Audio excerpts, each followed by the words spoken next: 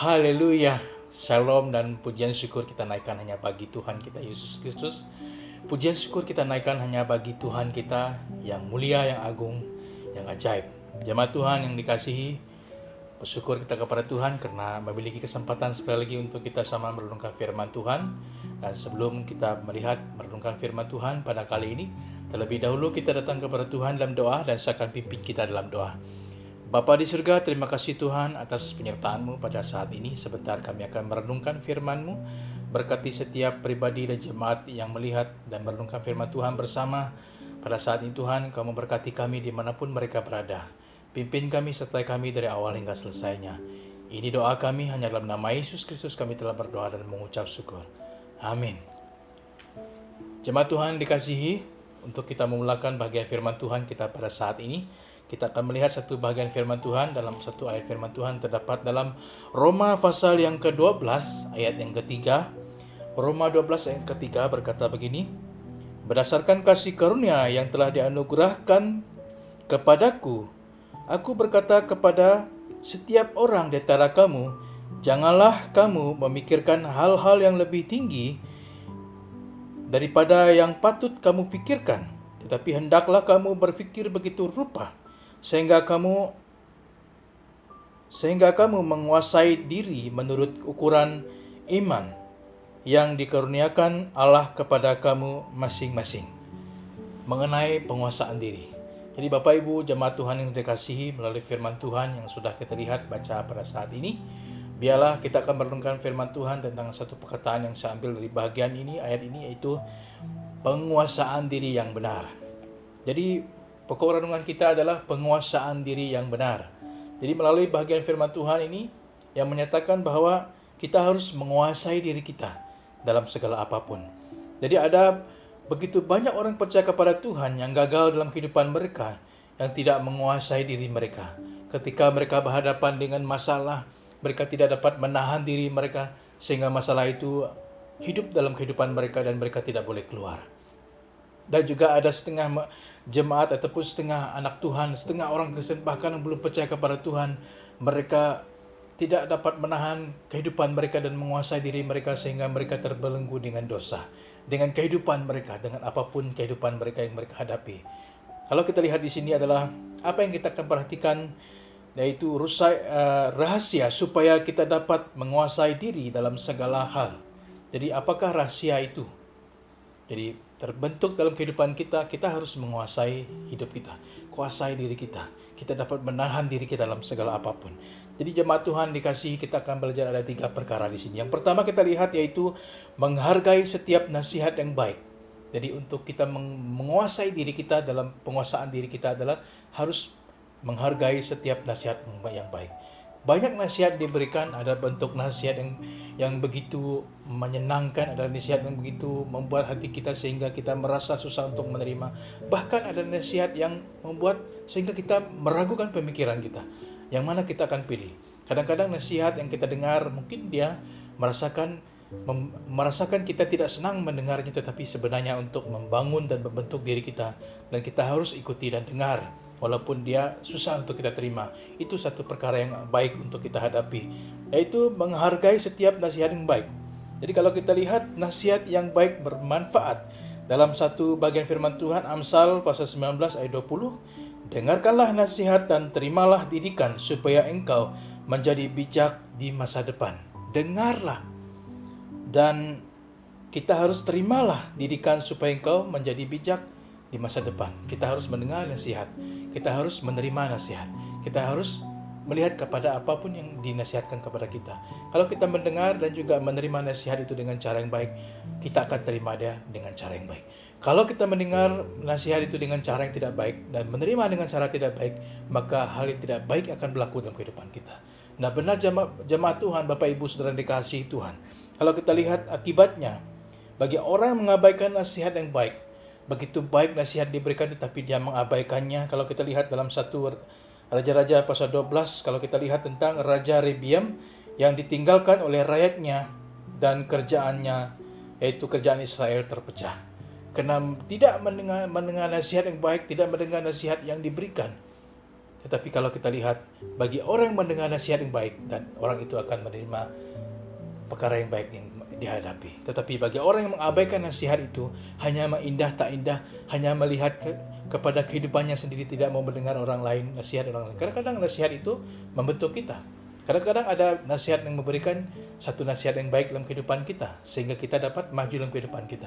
Melalui nasihat yang baiklah kita akan dapat berhadapan dengan situasi yang besar. Dan Bapak Ibu Saudara dikasihi Tuhan, nasihat yang baik dan nasihat yang sangat penting dan juga yang sangat berguna. Kalau kita lihat dalam Ibrani pasal 3 ayat 13, tetapi nasihatilah seorang yang akan yang lain setiap hari selama dapat dikatakan hari ini, supaya jangan ada di antara kamu yang menjadi tegar hatinya karena tipu daya dosa.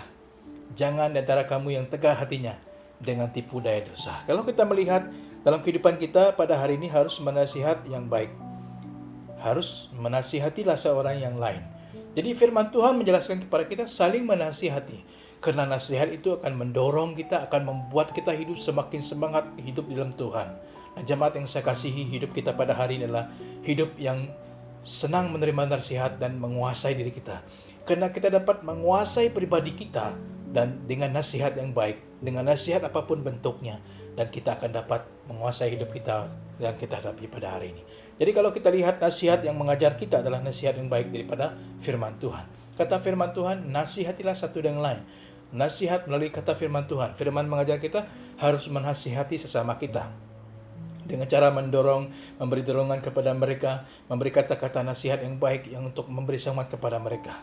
Jadi jemaat yang dikasihi, untuk itu kita harus saling menasihati. Nah, rahasia untuk kita dapat menguasai diri kita adalah kita harus menghargai setiap nasihat yang baik. Karena nasihat itu sangat penting bagi kehidupan kita. Mungkin orang-orang tua kita dahulu ataupun orang-orang pemimpin kita menasihatkan kita, dan kita harus menasihati yang baik. Nah, kadang-kadang kalau kita menerima nasihat, kadang-kadang nasihat itu mungkin kita memikirkan nasihat itu tidak baik, tapi sebenarnya di sebalik yang kita lihat pada saat itu yang memberikan satu kebaikan dalam kehidupan kita. Ya, jemaat Tuhan, Bapak Ibu Saudara dikasihi, kalau kita lihat, itulah yang pertama kita lihat, harus menghargai dengan apapun nasihat yang diberikan kepada kita. Itulah kita dapat menahan dan menguasai hidup kita. Dan jadi yang kedua kita lihat adalah rahasia untuk supaya kita dapat menguasai hidup kita, yaitu mengendali pikiran kita. Yaitu mengendalikan pemikiran kita. Harus melihat kepada pemikiran kita. Jadi pemikiran ya dapat mempengaruhi sifat manusia. Karena dari pemikiran kita inilah perkara yang akan berlaku dalam kehidupan kita. Pemikiran kita akan memikirkan sesuatu. Pemikiran kita akan melaksanakan sesuatu. Sebelum kita melaksanakan sesuatu, kita harus memikirkannya dalam apapun keadaan. Dan Bapak Ibu Saudara dikasihi Tuhan, rahasia untuk kita dapat menguasai diri kita adalah untuk kehidupan kita pada hari ini harus mengendalikan pemikiran kita.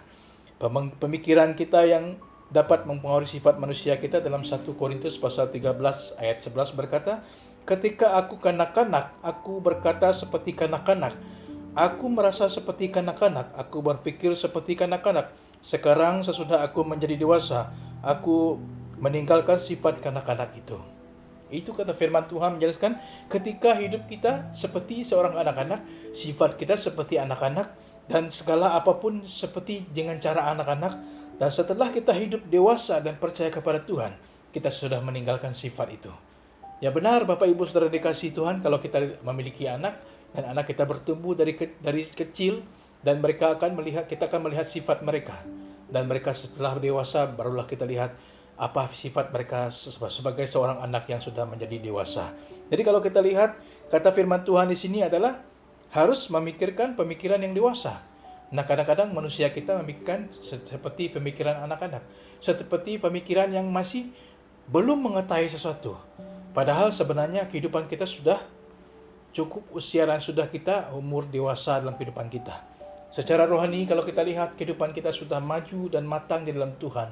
Dan tidak perlu lagi seperti kata istilah firman Tuhan itu, makanan-makanan yang lembut dan hanya bubur saja tetapi makanan yang keras. Oleh itu kita harus melihat dalam kehidupan kita, harus memikirkan pemikiran seperti orang dewasa.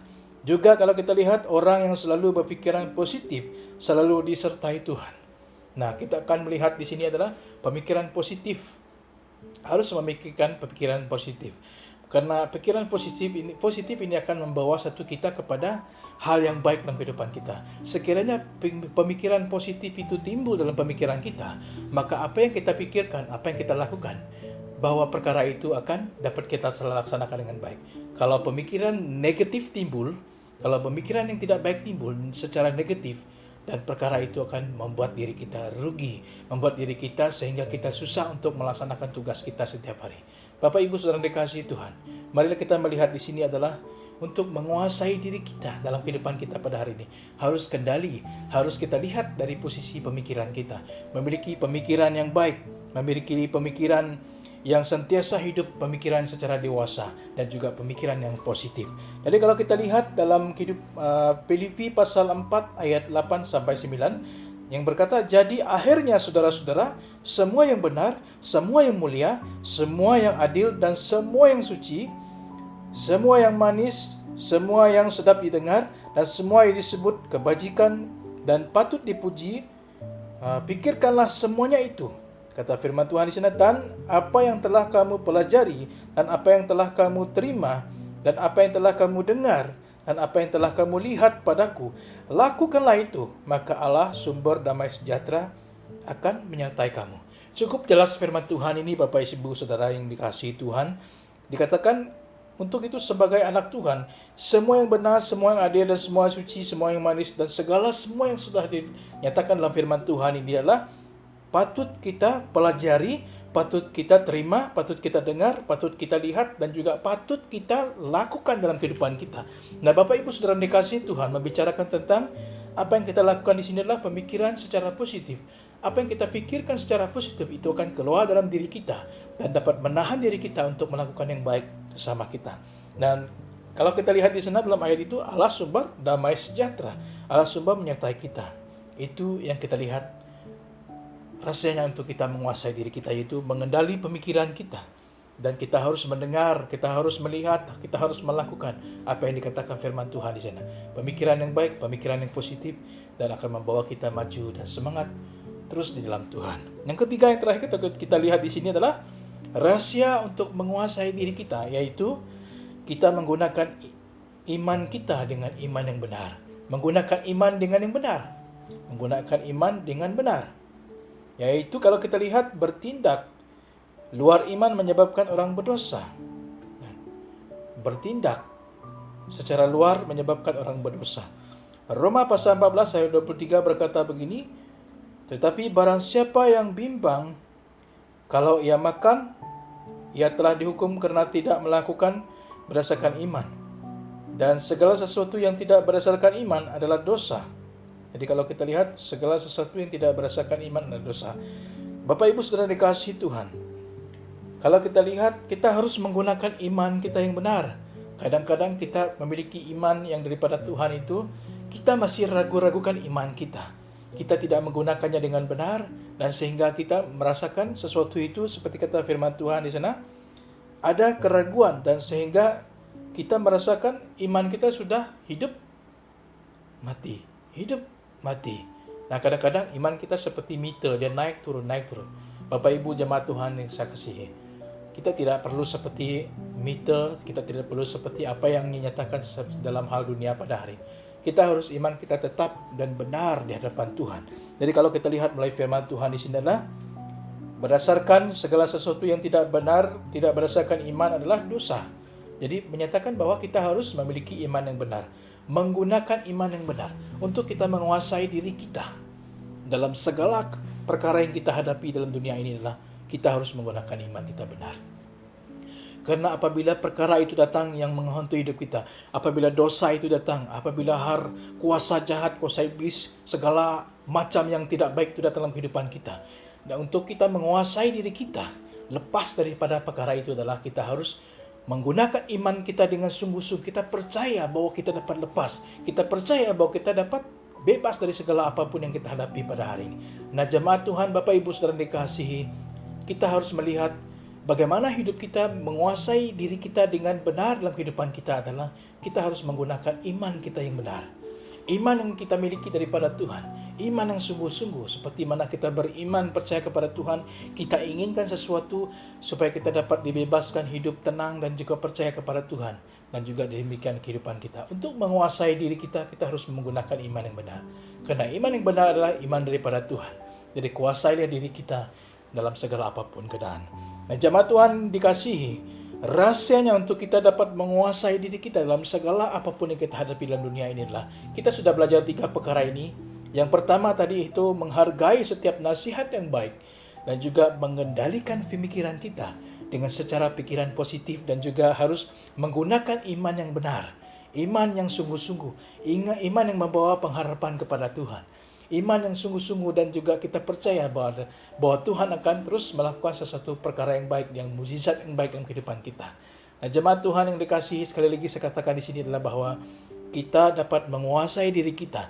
Kita dapat menahan diri kita dengan ikatan dunia, dengan belenggu dunia, dengan dosa dunia, dengan pengaruh dunia, dengan hal masalah pribadi kita, masalah keluarga kita, apapun keadaan.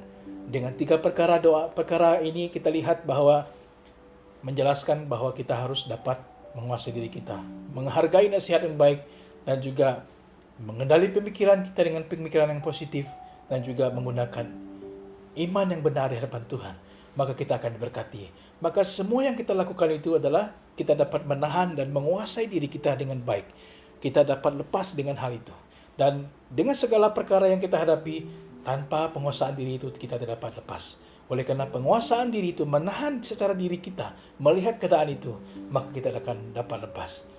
Kita lihat kehidupan kita di dunia pada hari ini, secanggih, semoden dunia pada hari ini. Kalau kita tidak dapat menguasai diri dengan keadaan keliling kita, maka kita akan pengaruh. Maka kita akan jatuh dalam dosa dan terpengaruh dengan hal dunia. Untuk itu Bapak Ibu Saudara dikasihi, nasihat yang baik, pemikiran positif yang baik dengan secara pemikiran kita, dan juga dengan iman yang benar di hadapan Tuhan akan membawa hidup kita diberkati oleh Tuhan dan dipimpin oleh Tuhan dan disertai oleh Tuhan dalam kehidupan kita hari ini sampai selama-lamanya. Sekian firman Tuhan sampai di sini. Tuhan Yesus memberkati dan Tuhan menyertai kita semua.